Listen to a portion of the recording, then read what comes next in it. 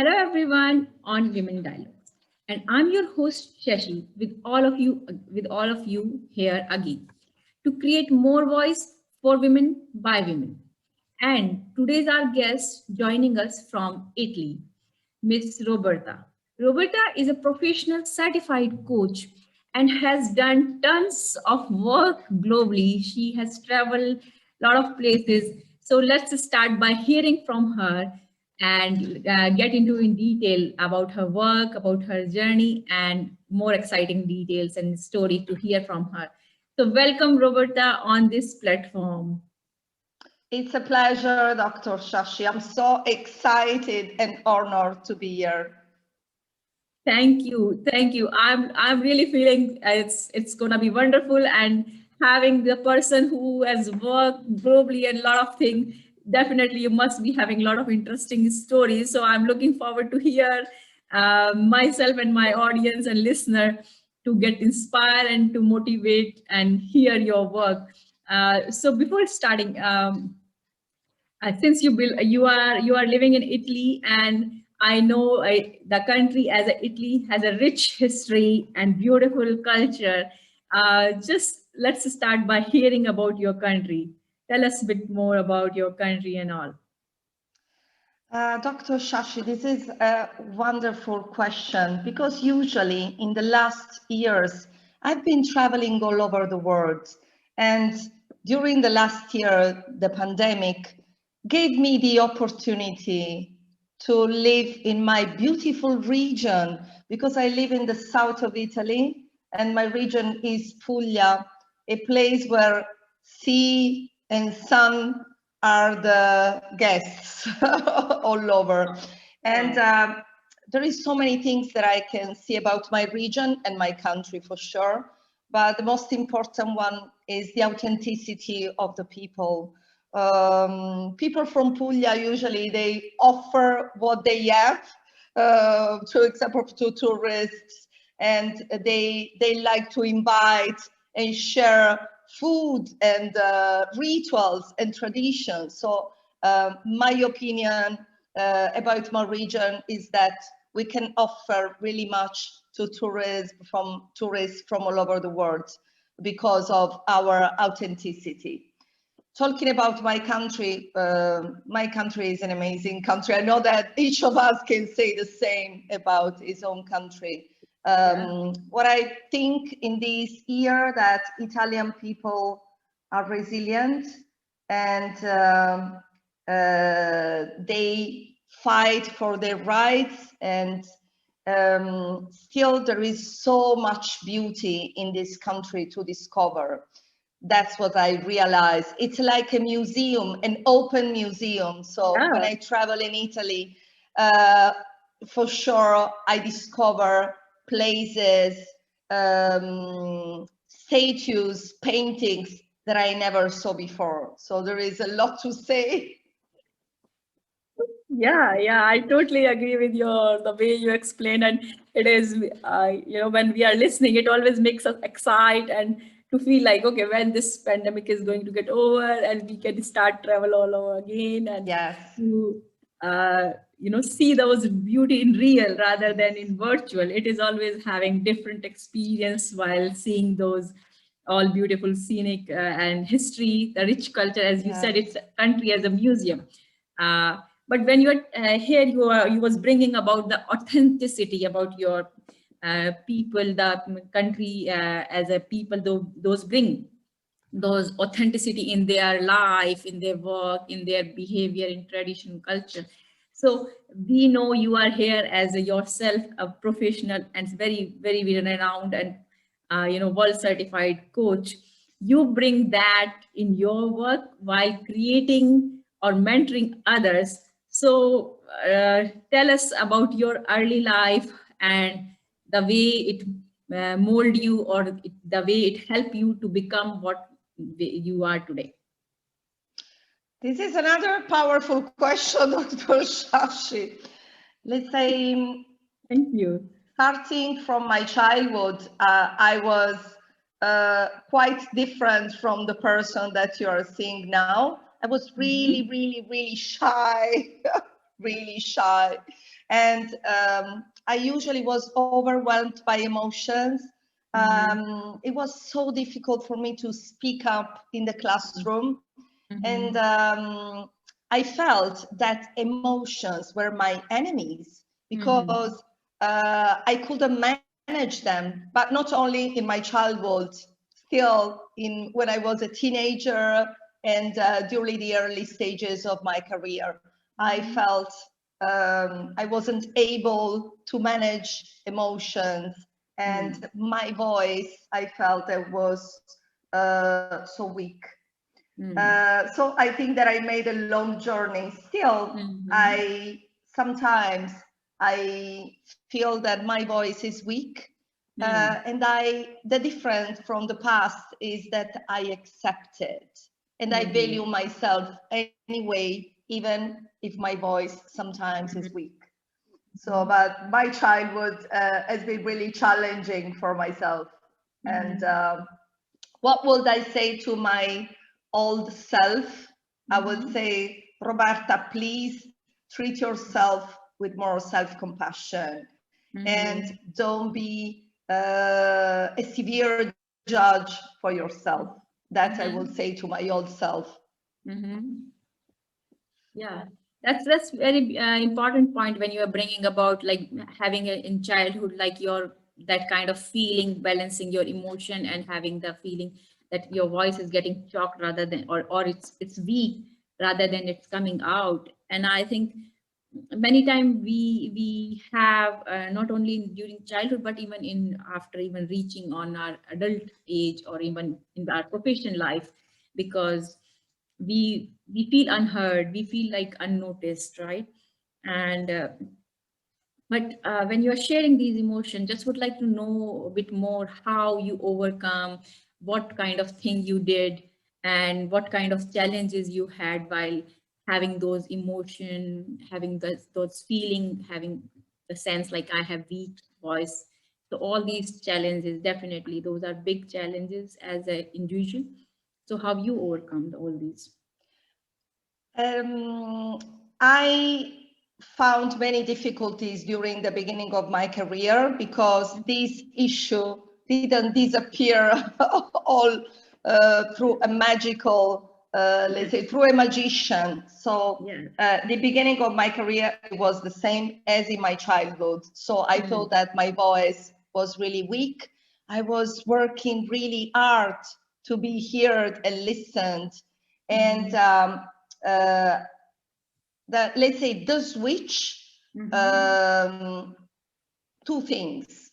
First of all, I let it go some resentment that I had towards some difficult issues that I had in my childhood and when I was a teenager.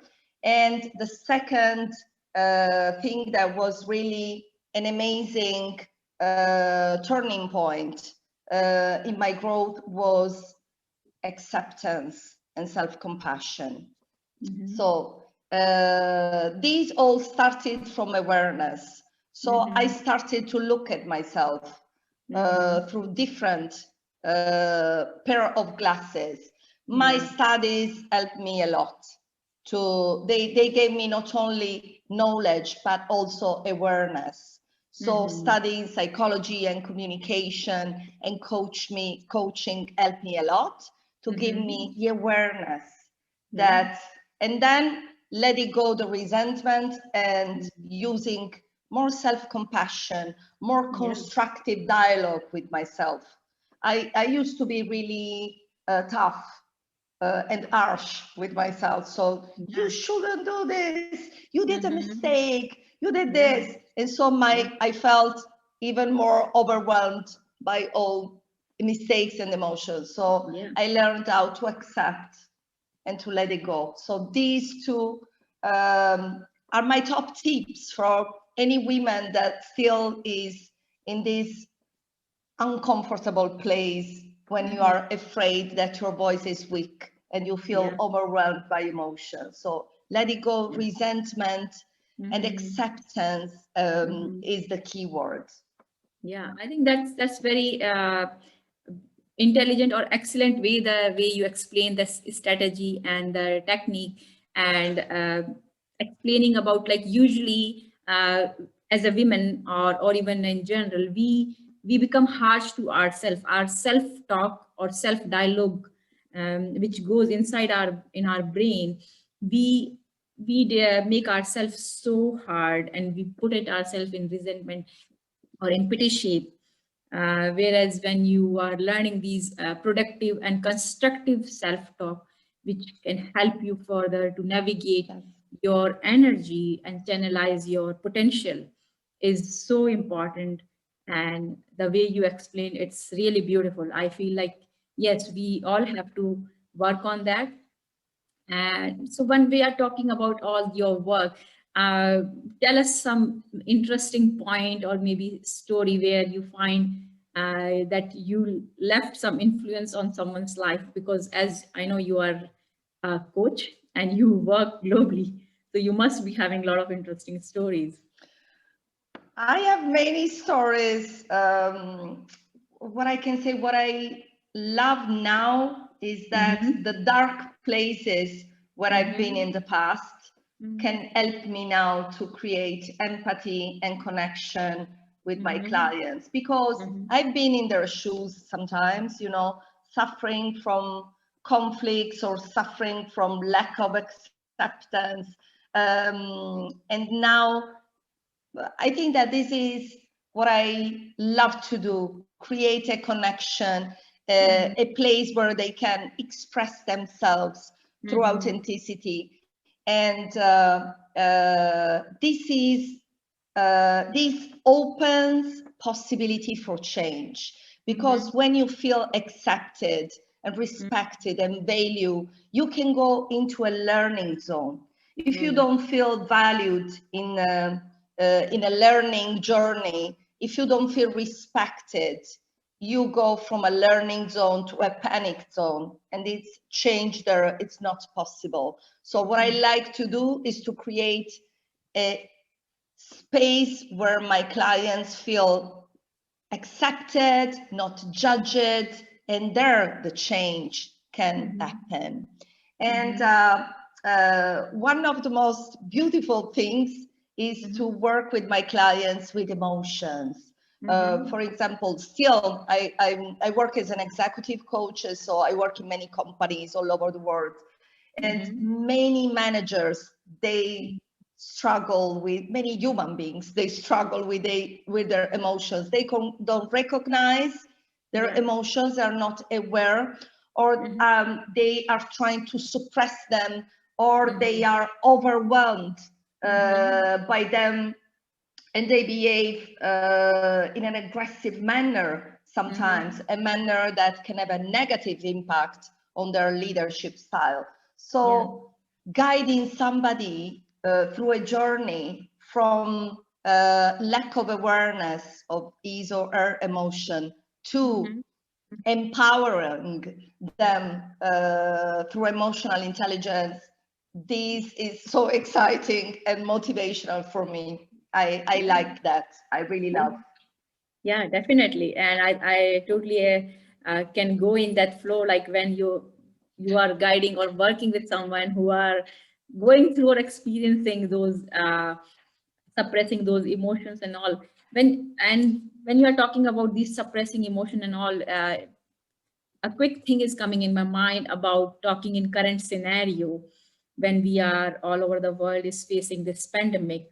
And I think since you work with executive and with the businesses, what kind of thing you are hearing and what way they can work on those issues? There are many issues currently. One issue is work-life balance, because in the current situation, many people are working from home, and this is quite a challenge to create some boundaries Mm, among private life and mm, work. So this is an issue. Another issue is we need to go now from a command and control leadership style to a different style of leadership? Well, commitment and trust are the key elements, because if I manage a virtual team, I cannot control anymore because they are spread all over the world, and so we need to create this growth immediately, and this is another issue. And the third issue is how do I manage my emotion and the stress that I'm going through. So all the difficulties and challenges that this pandemic is bringing in our life. So I think that these are the three issues that that usually I meet during the coaching sessions with my clients. So how do I manage boundaries in my life? So work-life balance. How do I manage a virtual team? Because I need to manage differently. And how do I manage my emotions and the emotions of my team members? Yeah, yeah. But when we are talking about, and you are bringing very crisp and very these key points of 3 points, and bringing this like new dynamics of those leadership style and work style. Let's talk a bit more about that second point, which you are talking about, trust, and the new way of creating this leadership. And what way because as a human mind, they takes time, and especially it's not about you or me, it's about when we are talking about these business culture, this corporate world, and where is always they are crushing each other, yes, challenging. And that's there's a very refined line between that trust and having this competitiveness, and all the time this you know uh, kind of tight hustle, or that kind of behavior or culture. How we can develop that? Because I think the most of work and business and corporate, they need really that, as you are mentioning, and this is really essential to talk about. Two things. One tool that we have is so simple, natural, and effective, and it's listening, Dr. Shashi. We need to listen even more actively, and we need to use more empathetic listening. Because we can, for example, during meetings, we don't have we cannot observe the body language. So really having curiosity to pick each word, and each word can describe the mental model of the person that is talking, and look at the face, look at the eyes. Really simple things like your cameras on during a meeting. Still, I see people during meetings that have their camera off. So not multitasking. So practice active listening, allow the leader to observe, to collect many information. And from these information, they can build an action plan, a different action plan. And the second issue, use your meetings in a more effective way. For example, when we meet in presence, we usually have, in Italy, for example, coffee before the meeting and just a little chat on our personal lab. Keep those small things during the virtual meetings. Ask people, how are you today? Simple things. And at the end of the meeting, what I suggest to my clients is to have 5 minutes to talk about relationships and emotions. So at the end of the meeting, conclude on a feedback, not on the business, on the conversations. So how did we talk today? How did we feel today as a team? Which emotions did we bring to the table? And are there some conversation that we need to clean? Did we have some conflicts? Let's Mm-hmm. solve them now. Mm-hmm. So these are, let's say, so these allow to create a space of trust where Mm-hmm. each voice can be listened. And then the other tools are commitment instead of command and control, engagement. So how can I engage more this person? How can I motivate this person instead of checking what he's doing? And so I can delegate more, and I can create a different way to check their job. For example, instead of sending emails, can we have more individual sessions where they share, when we share idea? So really small and simple steps that can create trust, Mm-hmm. engagement Mm-hmm. versus command and control. Yeah. Wonderful. And the amazing points, the way you explain the small tips and these small tricks and techniques, having how the one can use these, even having this virtual and all kind of current scenario of our work, but how one can build that trust, having this camera on, having the, your focus and attention rather than showing your multitasking attitude. Those are really wonderful techniques, and I feel really amazing because definitely trust is a keystone to build or to work further. And bringing the point about the a pre conference or pre meeting, the having coffee session and later, Yes. I definitely miss myself, and that's, I think, very key element, because we always have our work, but what makes us connect with others, I think those 5 minutes before and maybe 5 minutes later, those Yes. makes us real connection, Yes. because we really hear each other without talking those professional things. Without, focusing on the business. For example, what I suggest in the first 5 minutes, use an icebreaker, a small joke, Yeah. a funny story, just to Mhm. involve each other. Or if you observe that they are going through a difficult period, just Yeah. ask some questions about their emotions. At the end, create a space where you can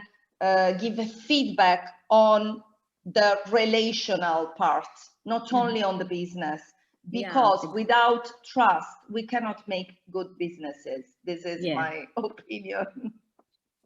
Yeah, definitely. That's so true. And when we are talking about all these work and all, and since you are working in this field, but uh, what advice or suggestion would you like to give to many others? Those are having similar kind of business, or maybe would like to look into that aspect, how they can start off, what they should require to have, maybe just a few tips.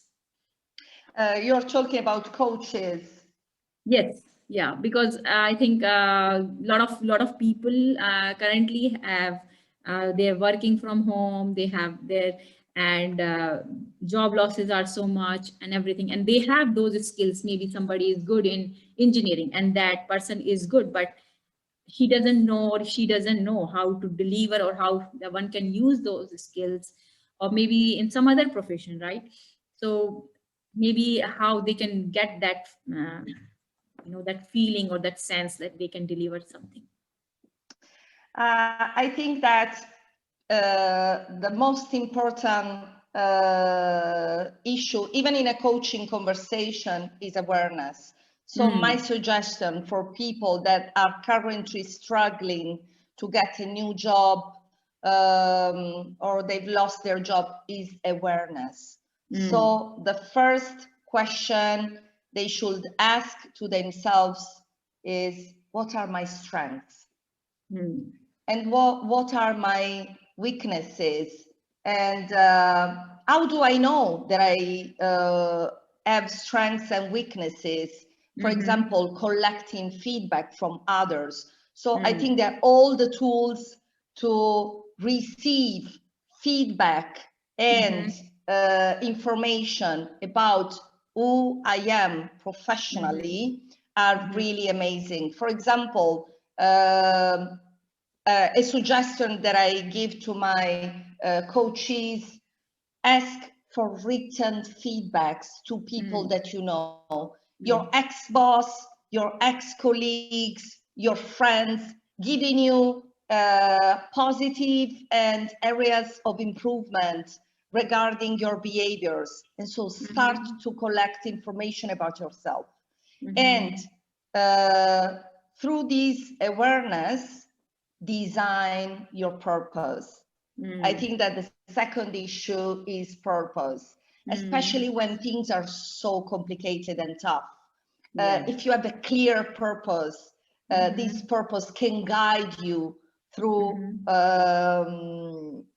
your journey to achieve a new job. And so, for example, there are many tools. One of these is Ikigai, which is the Japanese word for sense of life.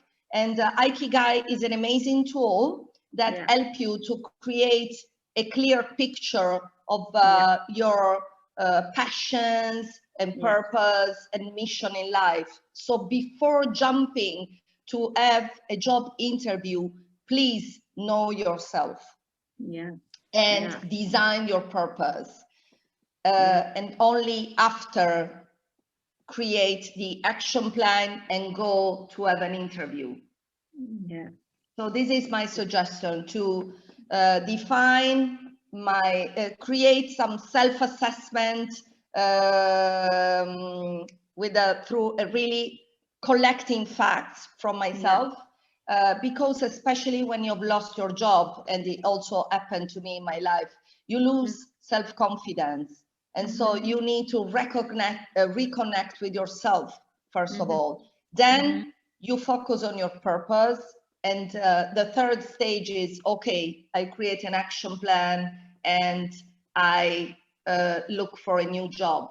Usually, and it happened also to me, we jump directly on the third stage. And so we jump to, okay, I have to go and search for a new job. I want to have some interviews. I send my CV.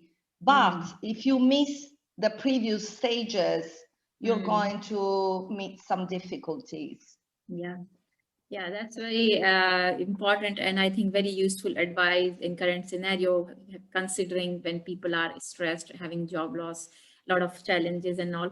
And when you're talking about this Ikigai, it really made me interested, because I used myself, and I often keep doing it in my life. Me too.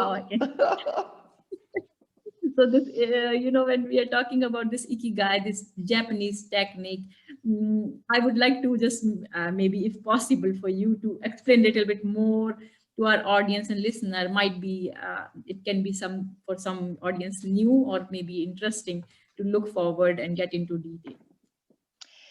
The word Ikigai, as we told, is a Japanese word for sense of life, real purpose. And there are many scientifically proofs that having really clear my purpose in life, my why am I in this planet, so not only professionally, but as a human being, can really create massive impact also on our health. This is amazing. For example, in Japan, they have many proofs that can help you to reduce stress and anxiety, helps you to live longer and better, only having your purpose clear. And to have your purpose clear, the Ikigai is a tool when you have different circles, and in these circles, you need to describe what you love in your life, your passion, what you are able to do, what can you be paid for, your values. And all these circles, they have a little circles in the middle where Yeah. all these mission, values, passions, vocation, they meet, and this is your Ikigai. For Yeah. example, I will make my example. My passion is coaching. One of my passions is coaching. And what I know that I am able to do is coaching. And what I can be paid for is coaching, among other things.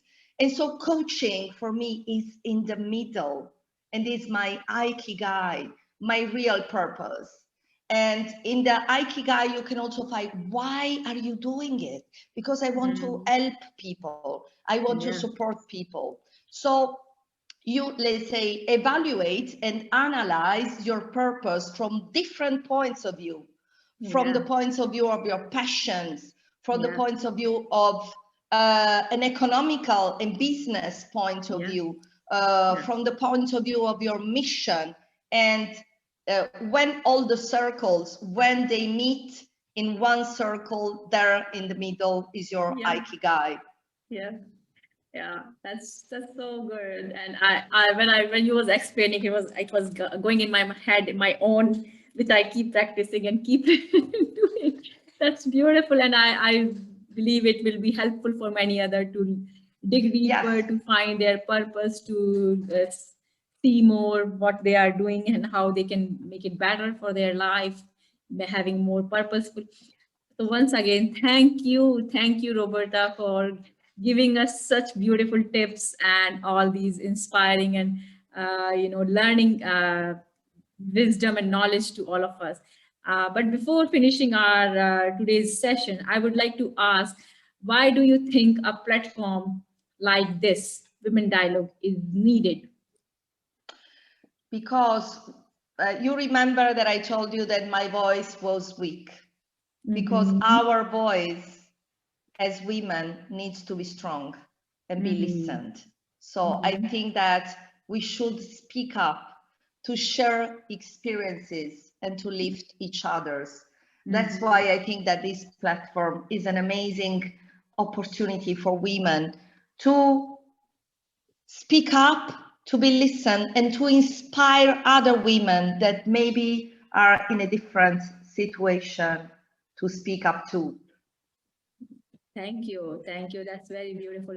And just one last thing, with your experience, with your expertise, and all those, what one message would you like to give to our audience and listeners from on this episode? That we need still, even in this complex time, the future can help us. And so dream the future, design the future, and listen from the future. This is my suggestion. Even if, and because we are in such tough times, still we need to dream, to design, and to build a different and better future. Wow, that's beautiful. Dream, design, build, and listen for your future. That's very powerful, very strong message. And I really love that. Definitely, we all have to think positive and keep working on towards our goal. And as you said, dream, design, and listen and build our future. Thank you. Once again, thank you so much, Roberta. This was wonderful session. It was great pleasure to be with you today. Thank you so much, Dr. Shashi. It's my Thank you. pleasure and honor to be here. Thank you. And thanks to all viewers. And if you would like to hear more women voice and part of Women Dialogues, please connect with us.